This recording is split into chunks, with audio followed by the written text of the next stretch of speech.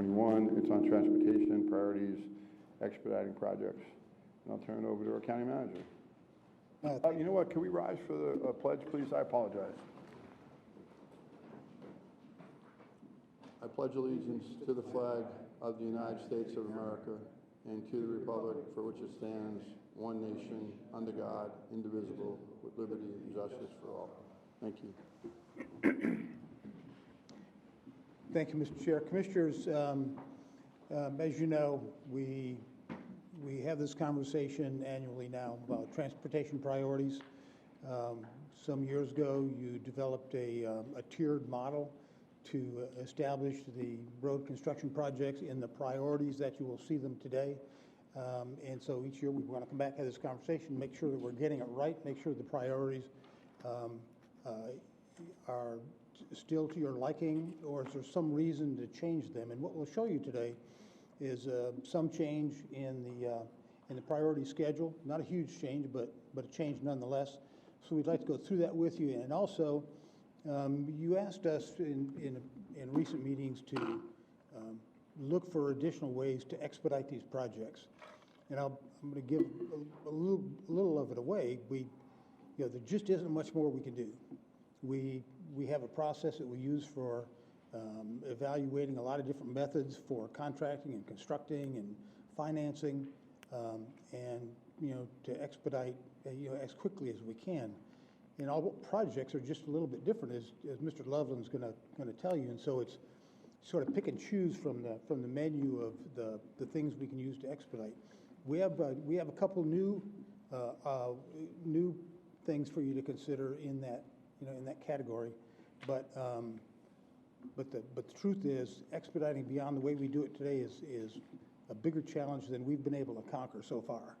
So with that, Dave, if you'd go ahead, please. Thank you, Roger. Good afternoon, Commissioners. Dave Loveland, Community Development. We're here to talk about transportation priorities and expediting projects. I wanted to acknowledge Randy Searchy and his staff who helped put together this presentation. And Randy's here to help answer any questions if you get into project details, if you're interested in that. What we're going to talk about today is the transportation priorities in the tiers, which we discussed previously in February. And so we want to kind of wrap that down and make sure you're comfortable with that, and then talk about the project phases that the road projects have to go through and what it might take to expedite some of the projects and some of the project timing issues that we deal with and the way we've handled actually some current projects. So there's 3 questions we're going to be presenting to you at the end. First, do you concur with the proposed transportation priorities that we're going to present today? Do you want us to apply the expediting toolkit to individual projects for your review as we go along in developing those? And ultimately, do you have any other questions or input as we talk about this? So just as a reminder, what we talked about in February for the priorities, we do have ranking criteria that we use as a part of a scoring system to try to create a general order, which then is subject to revision as the board sees fit. We're looking at things like maintenance of our existing assets, the level of service conditions and congestion is a big issue. System continuity, where we're going from 2-lane to 4-lane. Safety is a huge concern. It's a top priority for DOT and everything they do. We're looking at projects that have multimodal benefits or have funding from other sources that come into play. And then we have some rough measures of return on investment that we try to account for. So this is the proposed Tier 1, and the biggest difference from what you saw in February is that we have reconsolidated the Three Oaks North Extension project with the Daniels 8-laning based on the discussion that the board had at the February meeting and your interest in trying to see if we can make progress with the property owners in terms of right-of-way acquisition. As it happens, there has been some progress on that front. So we're proposing that remain one single project as the number one priority. If you'll recall, in February, we talked about some other changes. There were a couple of projects that could come off the list because they've been completed, one of which was the Colonial Boulevard alternatives analysis, which you discussed back in November, and that led to development of some projects that are proposed to be added to the list. And there were a couple of projects that shifted down a little bit based on a reevaluation of need or scoring. So in Tier 1, you have a total of over $453 million committed to improvements in Tier 1. That's most of the top 9 projects, other than the remaining balance that we have for the Lehigh resurfacing project, which, if you'll recall, was set up as a 20-year project, $5 million a year. And so we've gotten through the first 10 years of that between past years and the 5-year CIP. And the Alico connector funding still remains to be included. And then the new projects that we're proposing to add represent part of what the unfunded remainder is for Tier 1. You can see the 4 new projects proposed at 10, 11, 12, and 13, all related again to the Cape Coral bridges and approaches situations from that November discussion, the safety improvements, and then the improvements to both the Cape Coral Bridge and the Midpoint Bridge, and the Veterans Parkway corridor. At this point, I'm going to turn it over to Pete to talk a little bit about the funding that's associated with these Tier 1 projects. Thank you, Dave.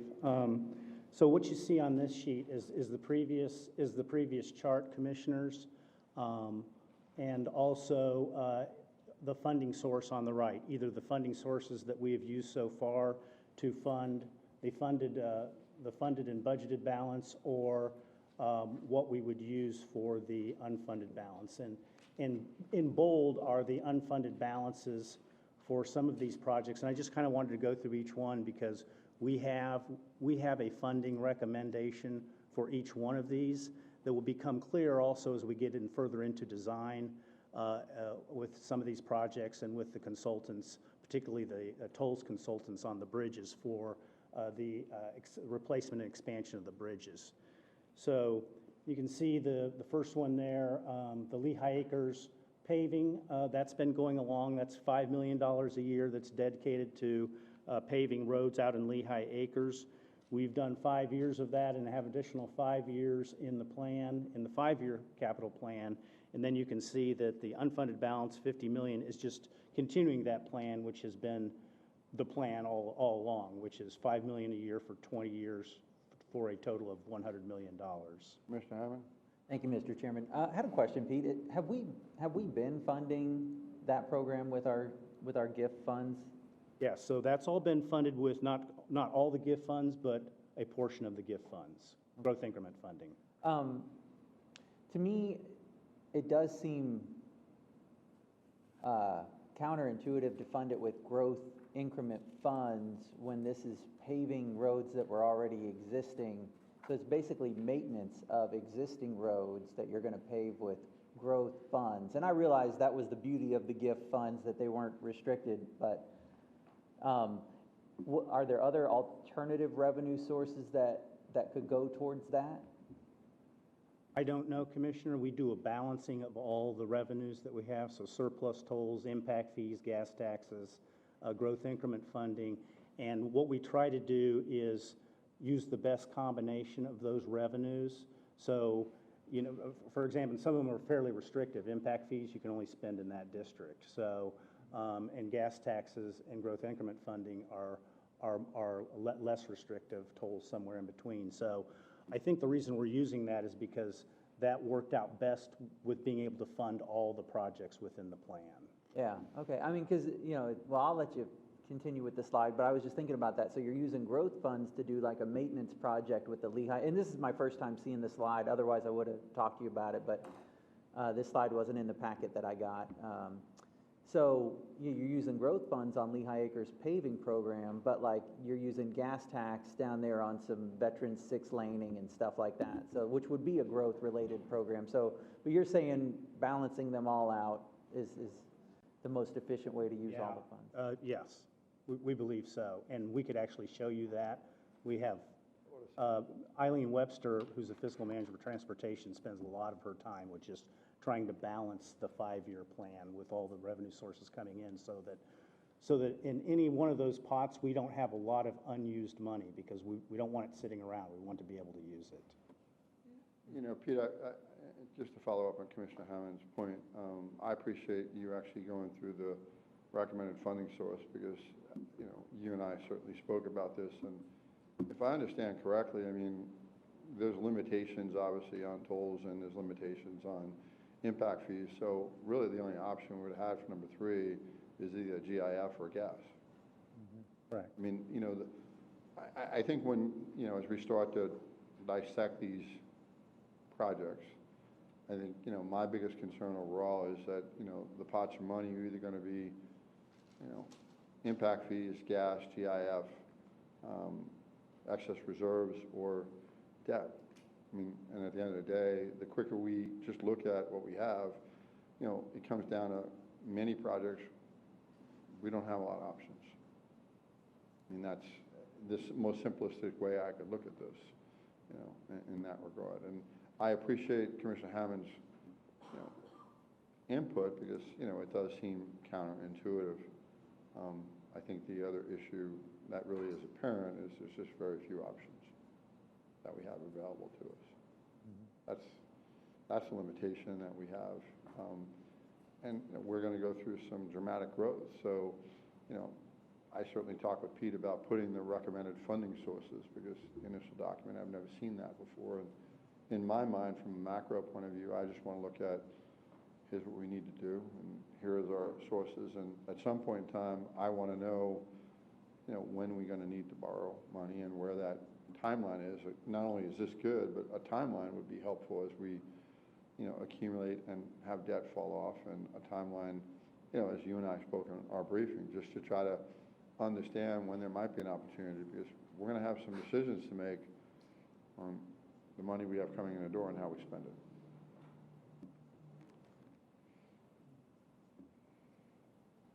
And then, Commissioners, going on to Littleton Road, 3-laning, that $400,000 there, that is the landscaping phase once it's completed. So, and we believe that we will be able to pay for that with savings from the Kismet-Littleton realignment project.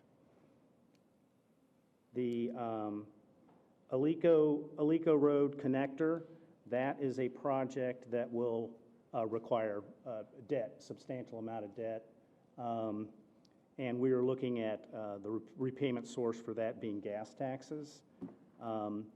We are looking, that's being broken up into phases as far as design and construction, and see which is the best combination. But that first phase, which would be from where the 4-laning ends now to the apex there of Alico Road before it heads south and where the connector would head north, that first phase could potentially begin in 2023, in late 2023. So that's coming up fairly quickly. We may be able to do that with some saved funds, and some of that might have to do with the timing of the Ortez 4-laning from MLK Boulevard to Luckett. But certainly, that's going to be we're going to start to get into some significant debt in 2023 and following that for the Alico Road connector. Corkscrew, just as a side note, Corkscrew Road 4-laning, we believe we have almost the entire project funded from pay-as-you-go. There's just a little portion left that we don't have funded, but FDOT has showed an interest in doing the 8-laning of Daniels Parkway as part of its intersection improvements at I-75.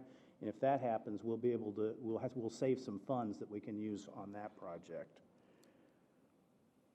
Ortez Avenue 4-laning from MLK to Luckett, that $544,000 is a landscaping phase. that we would likely look at growth increment funds to pay for. And Commissioner, we can also look at other funding sources for that also, but that's kind of the plan now.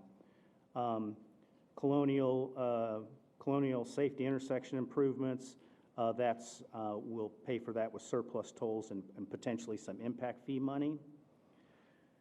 Okay, Cape Coral Bridge westbound span, which is going to be a replacement of the span, and then we're going to 6-lane the bridge, so we'll have 3 lanes going each direction. That will be debt that will be backed and repaid by tolls, and we're looking potentially at issuing debt in the really good case scenario if things move along right now in about 2025. And then once the Cape Coral Bridge is complete, we'd move right into the 6-laning of the Midpoint Bridge and potentially issuing debt as early as 2027. Again, both those backed by toll revenues as the repayment source. Veterans Parkway 6-laning, that would be, that's going to be a combination of surplus tolls and gas tax. Hickory Bridge replacements, right now, the Big Carlos Bridge, Big Carlos Pass Bridge will be paid with a combination of federal grant and county funds. And the county funds that we're using for that are basically the county's portion of surplus tolls from the Sanibel Causeway. Once that's complete, we would go into the Hickory Bridges, and we would probably use the same repayment source, which would be our portion of the surplus tolls from the Sanibel Causeway. So that's kind of our planned recommended funding for all of those projects. It will become much more defined in this next year. On June 1st, you'll see we'll be seeking approval of design contract for the Littleton Road connector. And then once Johnson Engineering starts on that, we'll have a better idea of the cost of the phases and the extent of the phases and the timing of it. And then also, we're going to have a contract with CDM Smith on the bridges. They help us out with, what kind of revenues we're going to generate from the bridges and the toll projections. And we'll have more definition of that over the next few years as to exactly when we need to issue debt for those projects. Pete, I know part of my briefing, and, again, new to the board, but you gave me a sheet that more is like a CIP breakdown over the years, and I found it really helpful. Other board members may want that type of information, because really what it does is it takes this project, it kind of slots in where we're proposing in the budget, it identifies where we might be using the revenue or the recommended revenue source. It kind of just crystallizes things a little bit more as we start to get into decisions we're going to have to make.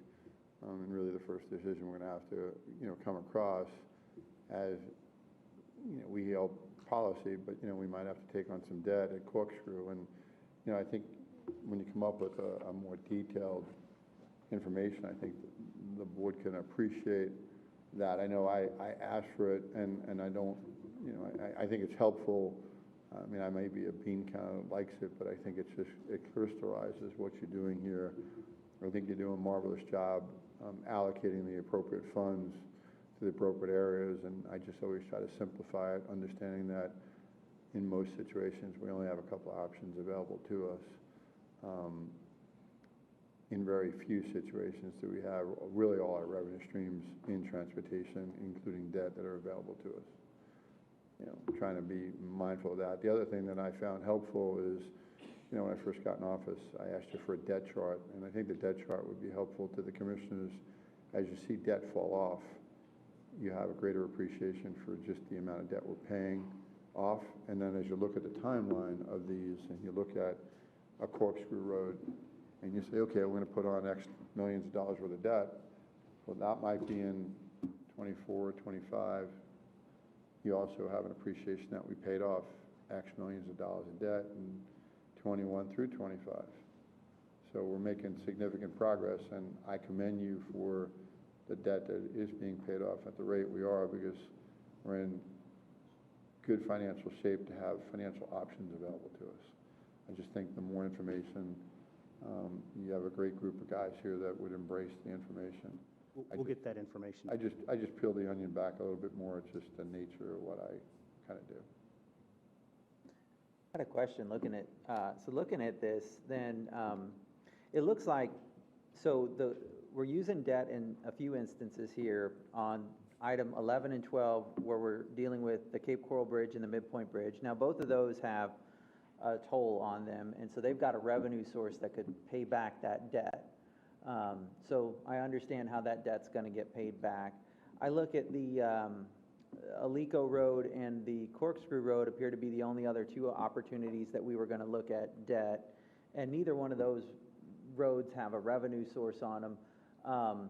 You said, if I heard you right, that we believe we can do Corkscrew pay-as-you-go, that we've actually gotten to a point where we almost don't need the debt? Almost. We're about 7 million shy. Okay. But if the state does the 8-laning of Daniels, we can transfer those funds over to that project. Okay, so then thinking about that, if that were to happen, then that would really leave us with just the Alico Road connector then that we would be looking at debt on. And I guess my question is, how much debt then do we really need to take out that doesn't have a revenue source that would pay it back? So that then we could also make some decisions on, you know, we may talk about our reserve policy at some point and how much we have in excess reserves, and is 20% the right number, or is 15 or whatever, and then would that free up another source for a capital project, a one-time project? I think that would help us make some decisions on how much we might need to borrow and that kind of stuff. Exactly what I was trying to look from a global point of view was to try to look at the growth we're going to go through, look at our reserves we have, not only just in the general, but in our enterprise funds, start to make some policy decisions. You know, this board historically has debt and has had debt for projects that don't necessarily have a direct revenue stream. You know, and appreciation for managing that and looking at that falling off as well, because like any household, when you're used to paying an obligation, you know, if we're paying an obligation and it's $100, and now we only have to, and the debt's paid off, we only have to pay 30, we've had the capability of doing that. You know, I think the complexity with this is the options we have are limited. And these are long-term capital improvement projects that are, you know, going to be here for lifetimes. And many times debt is really the only option you have. I'm much favor in notes as opposed to bonds, because when you have extra cash, notes give you the flexibility to pay down the note. And many notes, if you pay them down enough, you could reamortize them. I just think that we're going to go through this enormous growth that we're going to go through, and I think if we balance all the revenue streams, including our reserves and our excess reserves, and the debt we're paying off, I think you have to have an appreciation for the debt that we have and the annual debt payments we make and the amount of debt we'll pay it off. We have revenue that will give us flexibility, and then as a board, we can look at all those options. That's why earlier when I suggested in the workshop on, you know, our budget, to look at excess reserves and look at that as a source, because it's there, and we've blankly said 20%, and that might plug the $7 million gap that Pete's talking about. Again, it just gives us options, and I like timelines, because you can look at years and say, okay, where's our issue? And you can plan, like Pete's done a great job when we've had a bump up and there's $10 million we need to address, and he'll put away $2.5 million for 4 years. Having the tools necessary gives us a much more productive conversation. So that's where I was going. You know, one of the first things I asked for was, give me the debt for the entire county. Let me look at it, transportation, and look at all your revenue streams, and look at your potential reserves, and how do I pay for everything? Yeah. Because growth is going to be really expensive. And if we just pay for it without being creative, it's going to be really painful to the taxpayers of Lee County. No, I'd like to see that information too. I think it makes sense to see, if you're going to borrow money, what revenue sources, what are you going to use to pay that back? Yeah, it makes sense. Yeah. I'll go back to the first two things on the main area,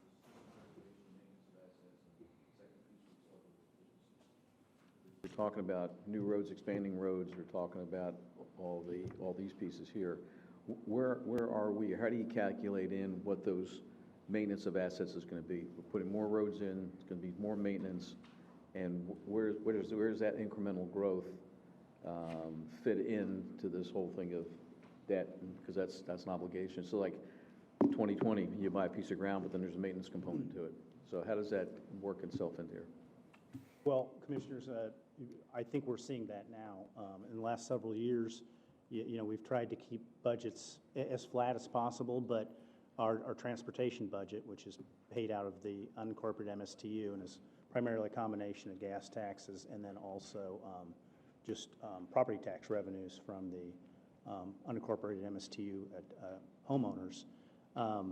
We've seen that budget start to increase, and it's driven by maintenance costs. So we're starting to see our maintenance costs increasing. So when we come back to you in June with the operating budgets, we'll have a discussion about that, because the transportation budget is needing to increase, and it's all driven because we're at a point now where a lot of roads that we built years ago are starting to need some major maintenance, and then our new roads that we're putting in a lot of lane miles, and then that'll catch up to us eventually.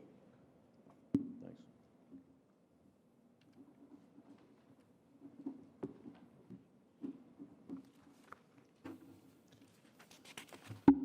Commissioners, continuing on with the priorities, the Tier 2 projects,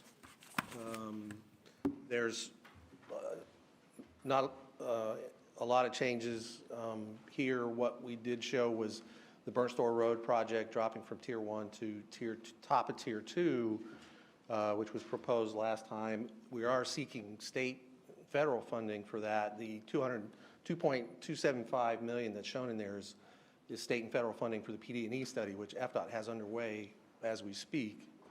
And the Colonial Boulevard alternatives analysis, again, is shown with no recommended priority because that would drop off the list. And for Tier 3, the changes really that are associated with this are the addition of the Veterans Santa Barbara Overpass project to Tier 3, one of the 5 new projects, and dropping off the Matlacha Road Park Road Bridge project because that was actually done, and then the Crystal Drive 3-lane drops to the bottom of Tier 3 with the lowest score of all the projects on the list. So that's the recommendations related to the priorities and the tiers. So now we want to talk a little bit about the projects, the development of road projects and the potential for acceleration. You know, with every project, we have multiple phases that can take multiple years. Typically, there's a lot of discussion early on in the long-range planning process in terms of identifying projects on a more conceptual basis. Where we think we need more detail, we can do corridor studies to try to define things a little better for that project. And we can do project development and environmental studies. FDOT has to do those for their projects because that's needed in order to spend federal dollars. Typically, our projects don't require it, although some of our bridge projects do because of federal permitting that's involved. But it also adds time to a project. Design phase would be next, really all the pre-construction activities. So that's a combination of design, which is the detailed engineering, the right-of-way acquisition as we identify what our right-of-way needs are, and the environmental permitting. And so as we'll discuss a little later, a couple of those steps can be very time-consuming. And then we get to the construction phase. With procurement, we determine the appropriate delivery method for how we want to approach that project and have it done.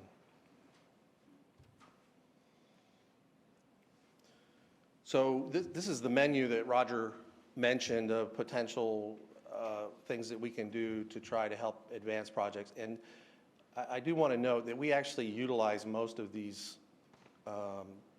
items already. There's only a few that we haven't really used in the past. The design build option, which is The idea of bidding the design and the construction together, that typically works best for projects that don't have a significant right-of-way acquisition phase or don't have any complicated environmental issues. The timelines item, which is really creating an incentive, a financial incentive to a contractor to finish early or a professional services entity to finish their work early. That's not something that we really explored. FDOT did that with the I-75 6-lane project. And funding an environmental permit review position is not something that we've fully explored in the past. The design idea is, typically we budget in our CIP a design phase, and then a couple years later the right-of-way phase, and a couple years later the construction phase, to allow time for each of those phases to be completed and to determine our cash flow issues. We can pursue the design phase earlier without knowing exactly when we're going to do the construction, but there is a time limit that kind of goes with that in terms of the shelf life for that design phase. The idea of a PD&E study, again, you could choose to bypass that, and that would actually save time on a project if you're not pursuing that. But that is necessary if you want to try to pursue state and federal funding for a county project. Right-of-way acquisition, there have been situations in the past where we've moved forward with right-of-way acquisition based on corridor alignment studies that we've done before we've actually gotten to the 60% design stage. Typically, as we're doing the design, when you get to the 60% stage, you have enough detail that you can go to condemnation if you need, and you have your permitting more or less worked out. And so we've done some early acquisition along the LECO corridor and the Kisbett-Littleton project. And we can phase projects, and we'll discuss some of that as we go along, to try to split them up and move forward quickly on one part as we're working on another part, and then even have the potential for some overlap.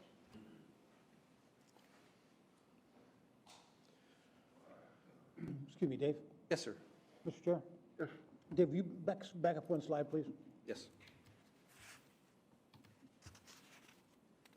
Commissioners, we've had a lot of discussion in some previous workshops with you about these incentives. I mean, Dave just gave you an explanation of how we apply all of those, and the two new ones that might be considered somewhere along the way. We just would like a little feedback from you. Is that, we'd like to think we're pretty creative, but if you've got other thoughts about this, we'd sure like to hear it. Yes, sir.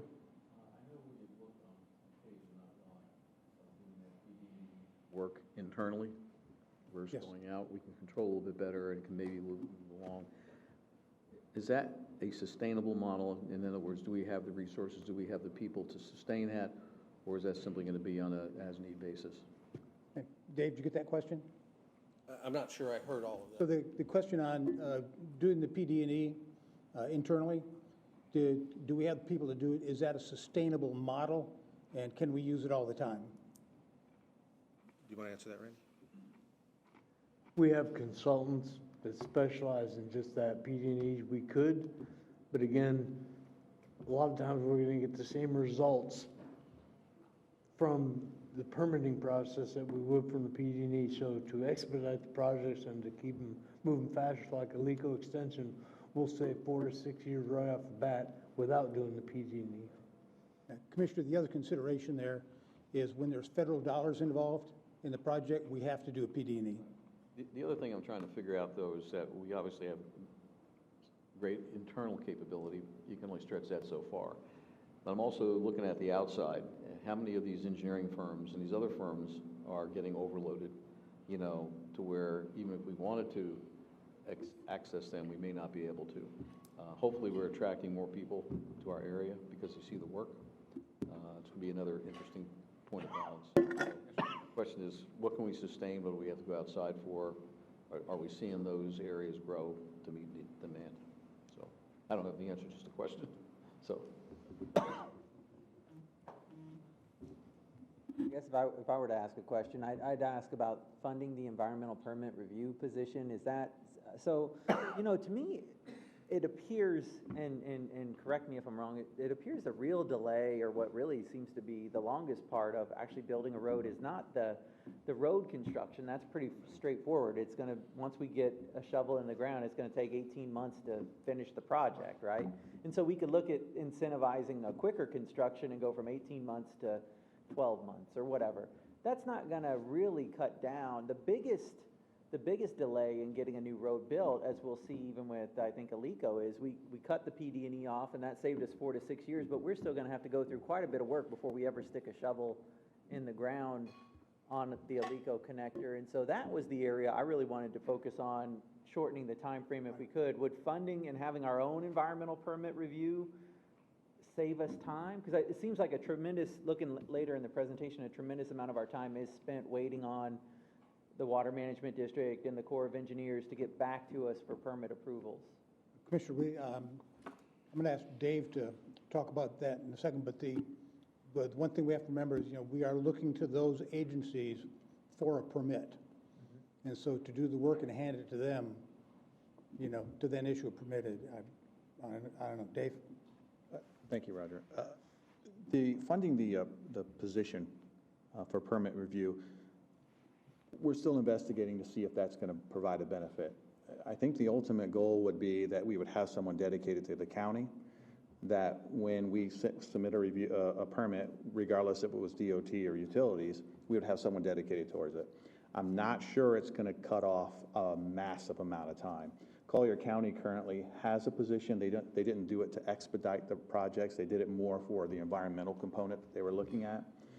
We're trying to investigate to see if that will actually provide, how much time that would provide or knock off by having someone dedicated towards it. It would give us that individual person dedicated to the county projects.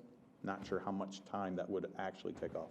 And even at this point, we don't know for certain that DEP would allow us to fund a position in their organization for that purpose.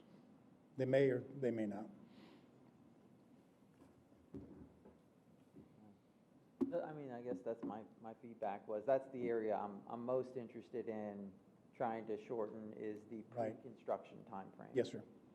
Well, I think we hear on a lot of different venues, the permitting process is, they're so busy, it's taking time, slowing everything down, so I think that's a piece that's got to be addressed, so. I agree. So if you were to identify, County Manager, it would be right-of-way acquisition, design and permitting to be the biggest areas of delay? Yes, sir. So that being the case, what policy decisions can we make to help expedite those? I mean, I'm all for negotiating in advance 60% of the design for the acquisition of the right-of-ways. I'm just trying to find a way, because I think all the commissioners agree that the shovel in the ground is the easy part. The stuff before then is how do we expedite and incentivize, and right-of-way acquisition seems to be as problematic at times as permitting and design. Commissioner, we had this conversation, this afternoon, right after the board meeting, especially about the 60, negotiating, purchasing right-of-way in advance of the 60% design. We've had occasions in the past, although few, where we purchased right-of-way and then the alignment changed. In the case where we have a road alignment study, Randy, am I saying this correctly? If we've got the alignment study in advance, we feel pretty good about buying right-of-way in advance of the 60% design? Correct. So,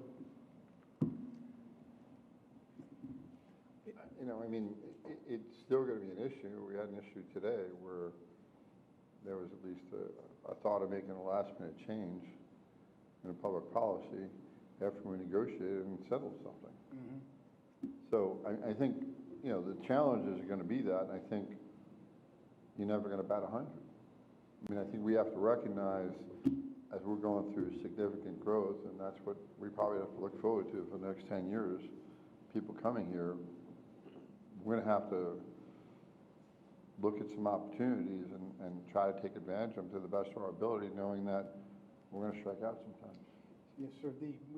One of the things that we didn't get to finish our conversation this afternoon, but that we do want to evaluate is the right-of-way acquisition in advance of the 60% design. And is there a reasonable way to get there if we could start purchasing, say, at 40%? Or, then we'll have that conversation to see if there's a way to get there. We're just not sure at this moment.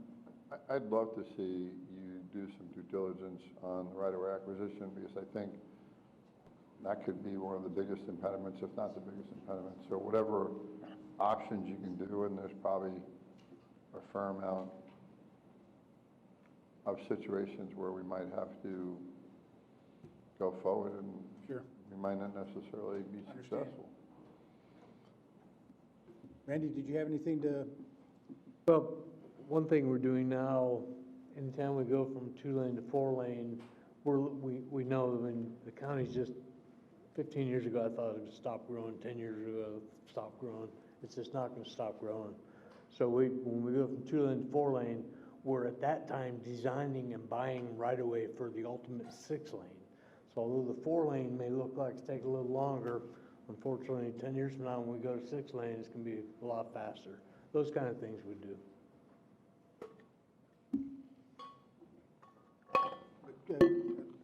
Mr. Chair, your point's well taken, and so we'll do some work around that. And maybe just to go one step further, we're looking further down on tier 2 and tier 3. That may not necessarily be right, but those might be where have the challenges, although they're tier 3, if we set the stage properly, and we might avoid the delay when they come around and be tier 2 or tier 1. Gotcha. Just a thought. Drill down a little bit for me on, and I apologize up front for being so naive about what are the agencies doing when we apply for a permit? I mean, why, and I don't mean to be, I'm not saying this, I know I'm naive, and I'm not saying it to be mean to any of them, but why does it take 15, 24 months to do some of these permit reviews? I mean, is there something that, I don't understand and I'm just not seeing? Go ahead, Randy. The Corps, not DEP, they have two kind of permits, one nationwide and one not, and if that means they have in the entire country a certain amount of, like our TDL credits type thing, and if our project fits nicely in that, it slides in there. If not, they have to go a different direction. It's just the volume of work that they have, I think, these days as well. I mean, every little 7-Eleven, every little commercial development has to apply for the same type of permits. I'm not sure, because Worley County has many zeros, that we get shoved right to the top type thing. It's just the volume of work going on. So, I mean, obviously, this wouldn't happen overnight by any means, but is that something that, as commissioners, if we were to take up as a legislative position, to lobby the federal government or even the state government to allow us to begin to do these permit reviews with either a contractor that we hire to do it privately? Because sometimes I think about home building, right? When somebody's building a home, the home builder can either wait for the county inspector to come out, or they could hire a private inspector to do the inspection for them, and then we will take that as an inspection as well. Could we do something similar, take that approach with permitting? We go and contract for somebody who's an unbiased third party who will do the permit review for the Corps and turn it in and get it done quicker, and they just basically read it and bless it kind of thing. Would that take a legislative change, and is that a legislative change that y'all would be willing to try and carry the water on and see if we could get changed? I agree with you. I mean, we can talk about when the county, before we were here, built Michael Ripp Parkway, and there's all the stories with that. Then something as simple as a bicycle path. I remember the first couple of years I was here, we had the bicycle path on the shelf for Fiddlestick Boulevard for 7 years, and then it went through so many years of review for bicycle path, and finally we're almost to construction. And the Corps had to pull it for a review because it was a flowway issue. And I remember talking to the colonel at the time, because I was chairman, I think, of this, 13, 14, and like, it's bicycle path along an existing road. Why does the Army Corps of Engineers have to be part of this process? It still took 6 months. after a couple of meetings and discussions with the colonel to get that pushed. This is a bicycle path, so it's very frustrating because we see this with a building or anything we do, water construction or dealing with the bicycle path or road. It's just, I mean, we can lobby, but I would definitely support that for that, but it's just trying to make the federal government do something faster than what they do now. It's just, I mean, we talked about this morning about, you know, the water releases, so hopefully we can be successful with some of those changes, but that is the frustrating part. Like you said, why does it take 24 months to get a permit? It's not our staff's fault, and I know we ask a lot of our staff, we really, you know, because this is our home here, so we really push for stuff, but the other day you're dealing with people somewhere else in Jacksonville or DC, and they don't really, they have one speed, and that's it. So it's very frustrating, though. And I'm sure Commissioner Sandelli's seen it through the years with commercial real estate, and Commissioner Mann, he's been dealing with it for the last 40 years. I can say it again from this morning. It's just a very frustrating part of dealing with the different groups, state or federal agencies that have to be permitted through this stuff. You take it like a new road, like you said, on Lico extension, going through all those new wetlands and the existing mining areas and all that, it's just going to be a permitting nightmare. It happened. I mean, if they could build Michael Rip through by the slough, we could definitely build that. It's just going to take time and a lot of effort. You think that's a FAC issue, a Florida Association of Counties, something that if all the counties ganged up and? I think what you're doing is thinking outside the box. And I think what you're doing is commendable. And I don't know that, I mean, you've worked with FAC. Yeah. You know, again, conceptually, it just may be something we want to brainstorm a little bit more about, because quite frankly, it's going to need something unusual or something different. And I think the more you try to build upon that, that in itself could put together large groups of different bodies. It takes a long time to get that body to do it. So if it's something that, you know, we could at least have some exploratory conversations to see if it has any merit to it, maybe something you want to do. But it's out of the box thinking. It's really hitting the nail on the head. You're saying, okay, what are our issues in design, and how do we expedite that, and how do we get the permit? You know, because the permit's not because it's sitting in our building department waiting. Right. You know, the permit is other agencies, and how do we, that agency is, you know, DEP and the covering the state, or the US, it's Army Corps of Engineers, it's, you know, Yeah, I agree. I mean, volume of paper. so, I mean, if I'm hearing everybody, maybe that's something, though, Roger, you guys could take back. As we get towards legislative agenda time in the year, if you want to put a little bit of research into whether that's an item we could. Yeah, Commissioner, we will do that. We're going to be dealing with two different branches, two different governments. One's federal and one is state. I think we'll take a close look at state government first. Yeah, I agree. The DEP, because most of these projects are going to be DEP permits versus the Corps, I think, because they're away from the coastline. So we'll do some research to how does it work in DEP, followed by what's required to change either in statute or code or, Yeah. you know, whatever it might be. It might be a budget issue, I don't know, but we'll do the research and report back to you. Roger? I think the other thing is that you're up against two mindsets. You got state and the feds, and that's a process product base. And you have the other piece of that is the private sector. The private sector is about time and money. You know, so you've got people who are trying to control the process this way, but you got drivers over here that, you know, they're computing everything differently. I don't know if you could ever bring those two together, because they do independently, but I think that's where the frustration is the process banging up against, especially in a growth market. So with design and permitting and right-of-way, I think you have some direction, sir.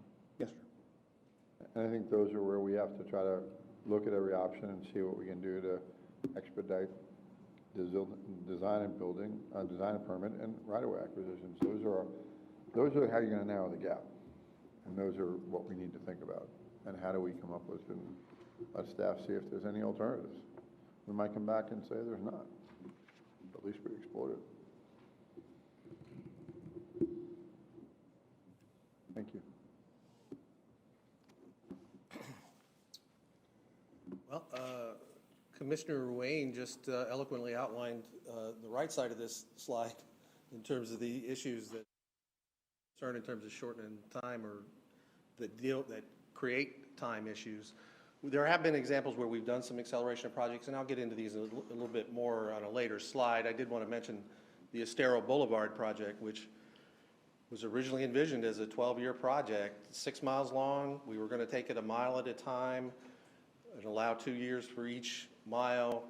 It was a combination of a funding issue, whether we had enough money to fully fund it up front, and, you know, a concern about how it impacted the island traffic. And the board, once we got underway, made clear that a 12-year project wasn't going to be acceptable and wanted the project accelerated, and we were able to combine phases and accelerate that into a 7-year project.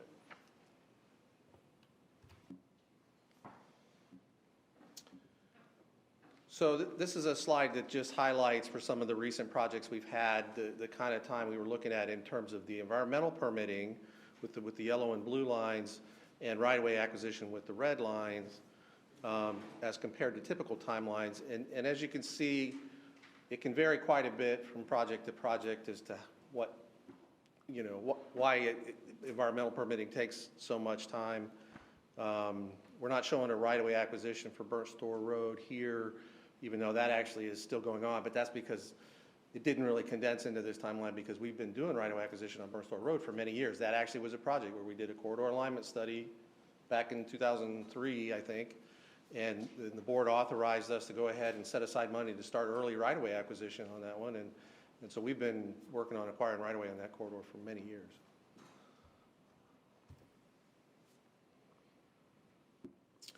So this is just an example for those projects that are already on Tier 1 of how we've utilized the toolbox to try to advance things. For the Three Oaks Extension project, which we envision as a traditional design, bid, build project, we are looking at it in phases, and we had 3 phases initially defined. We're looking at combining the first 2 phases. We did acquire some of the right-of-way in advance, and we are looking to work with FDOT to incorporate the Daniels 8-lane component of that with their interchange improvement project, because the timing is going to work out pretty closely on those. Big Carlos Pass Bridge, we did do a PD&E study because we have to get federal approval because of the Coast Guard for that. That'll be a design bid build, but we are getting $25 million in federal dollars through the MPO process, so that funds almost half the project.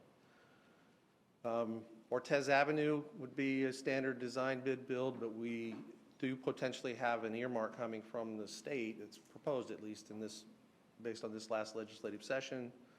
Littleton Road was an example for the Littleton 3-lane project. When we were working on the Kismet-Littleton project leading into this, we were looking ahead to this and designed the drainage through the Kismet-Littleton project to accommodate the 3-lane project as well, so that saves on that aspect of it. Corkscrew Road we're doing as a phase project with 2 phases. We are going to start the construction on the 1 phase that was already ready to go while we're continuing to do the design and permitting on the other phase, and as soon as we receive those permits, we'll be in a position to bid that 2nd phase and have those underway really at the same time. The Alico connector, the board, it's already been mentioned, made the decision to bypass the PD&E study for that, which saved 4 to 6 years on that. That's also a project that staff is looking at phasing, and there may be the potential to move sooner on some phases while we're continuing to work on the other phases. And we have acquired a significant amount of that right away prior to designing it. And Hickory Bridges is an example where design build might be a good option. It's replacing those existing bridges. We don't anticipate needing any additional right-of-way through there, so that may work out well. The same concept could apply to some of the proposed projects that we're suggesting be added to Tier 1. For the Cape Coral Bridge, we're not sure. We might need some additional right-of-way there for the Cape Coral Bridge widening. But our proposal is to go ahead and design it to the 60% stage and do an evaluation at that point to determine what the best delivery method is, whether we can go design build or whether we have to do the design bid build.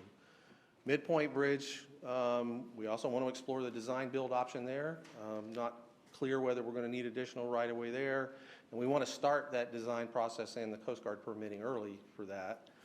And the Veterans Parkway 6-laning is one of those projects that Randy mentioned where it's 4 lanes now. We'd already acquired enough right-of-way to allow for the future 6 lanes, so there's no right-of-way issue there, so that might be a good candidate for design build. So the concept is if the board's comfortable with these tools in the toolkit for trying to expedite these projects, allowing us to go and explore what might work and coming back and reporting back to you about ways that we can try to expedite these projects.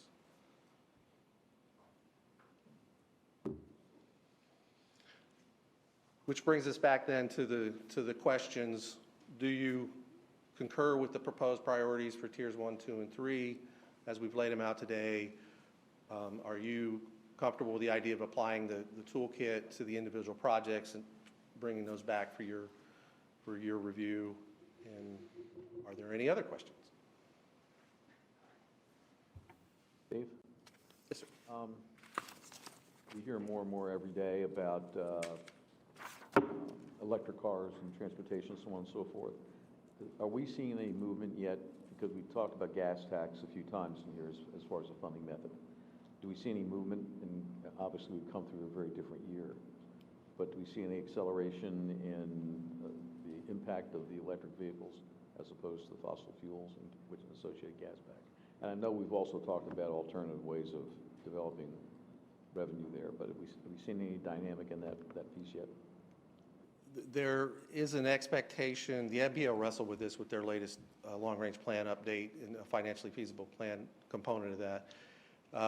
There's an expectation as we go farther into the future that will have more of an impact. And nationally, I think they're seeing a little bit of it, but in Florida, because our growth is still happening, there hasn't been a decline in gas tax revenues. So we haven't seen that yet, but there is an expectation long-term that will have an effect. And I know the federal government's talking about alternatives as part of this infrastructure bill. How are we going to fund some of this stuff in the future?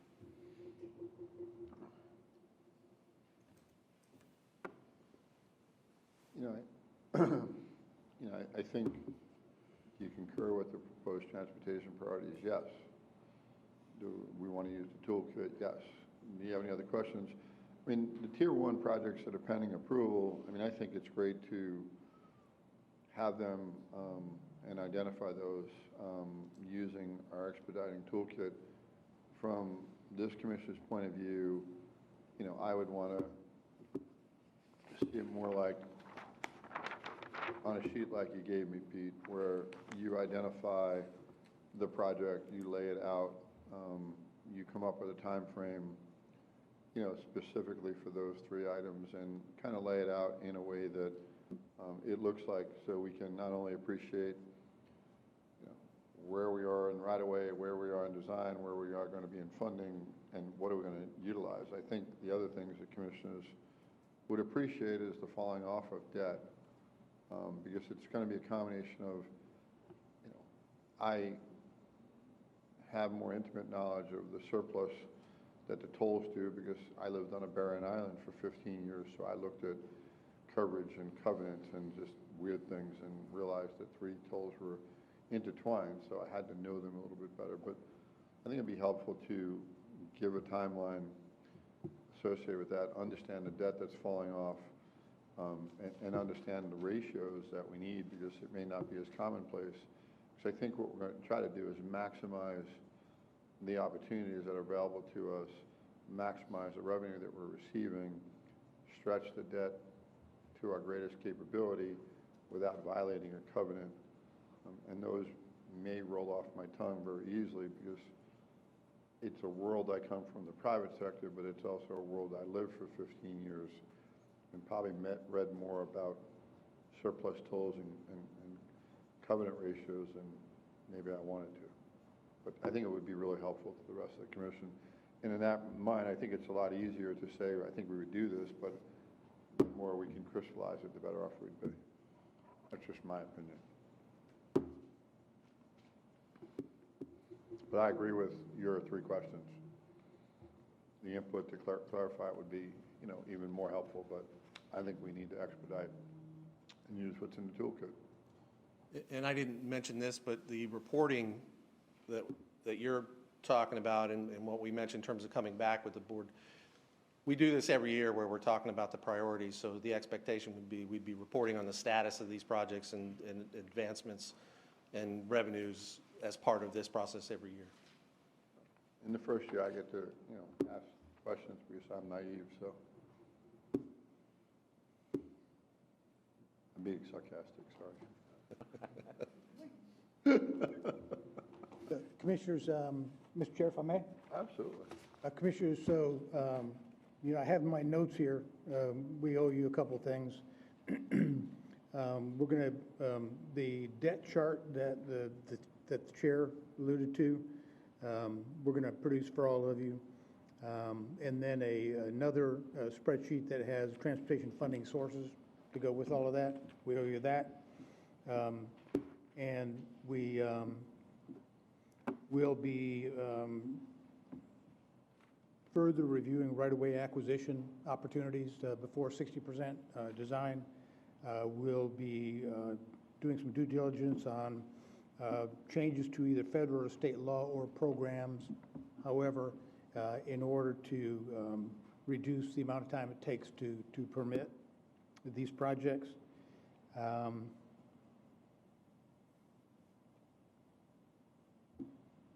I think that's it. I have one suggestion. Yes, sir. And maybe it's just something I've done, but we all go through briefings in this process. We all have things that we're all interested in. Maybe as a procedure we follow is if one of us have a briefing and we ask for something,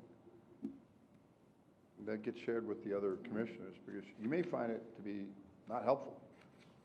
But I just gave Commissioner Hammond a sheet that I asked for in my briefing, and it might, not only as we're doing these meetings, but also as information gets shared, might stimulate other questions you have. It might have an opportunity. And where I came from, when another council person asked for something, it got shared amongst everybody. If it was interesting to you, great. If it wasn't, no harm, no foul. But I found it to be one that created a lot of conversation, and I found it to be a helpful tool. Yes, sir. We have over time done this a variety of ways. I can remember a period when it was all the board members wanted copy one, copy all, Right. Which is a good philosophy. Then we go through these periods where individual board members will say, no, I really don't want that. Right. So this is kind of how we've evolved at the moment, but we are more than happy to go to the copy one, copy all philosophy. Yeah, because then if we couldn't, Sure. we just throw it in the recycle bin. If Yep. it's not, then It does, but to your point, Roger, having been at this game for 15 years, it does get sometimes overloading. Yes, it Especially as you go through some newer people and they're, Listen, we copy one, copy all until somebody cries uncle. there you go. It's, I get where you're coming from, Mr. Chairman, because, we all love the Sunshine Law and understand exactly why it's there to protect the taxpayers and the citizens. Just trying to learn how to communicate, that's all, so. no, I think it's great, and it also just, maybe you might look at it and you might glance at it, and all of a sudden, as one of us have a conversation, you might say, oh yeah, and then it just, to me, I think it's only going to stimulate some more productive conversations, and I think we have great conversations as it is, so they can only get better. But I appreciate what y'all did, staff. Great job. Thanks, sir. Thank you for the good conversation and direction today, commissioners. We appreciate you very much. Thank you. Thank you. Any other items? I'll call for an adjournment. Thank you.